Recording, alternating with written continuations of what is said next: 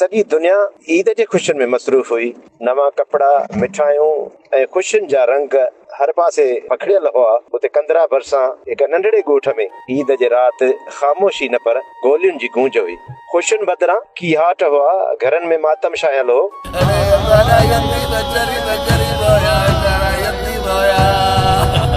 कंदरा भरिसां मोहल्ले अनवरपुर में ईद जे राति हिक इंतहाई ॾुखो ईंदड़ वाक़ियो पेश आयो, जिते जवाबदार नादिर धारेजो पंहिंजे साथियुनि सां गॾु हथियारबंद थी हसन अली धारेजो जे घर समेत ॿियनि घरनि ते चढ़ाई कई। जवाबदारनि घर भातियुनि खे जरगमाल बणाए बेरहमीअ सां चइनि भाउरनि गुलाम असगर धारेजो, नुसरत उर्फ मेहदी हसन, गुलाम अकबर ऐं अख्तर हुसैन खे थॾे ते गोलियुनि जो निशानो बणाए क़त्ल करे छॾियो। जॾहिं त हिकु ॿियो भाउ गुलाम हसन सख़्त ज़ख़्मी थी वियो, रत में लथपथ आहे।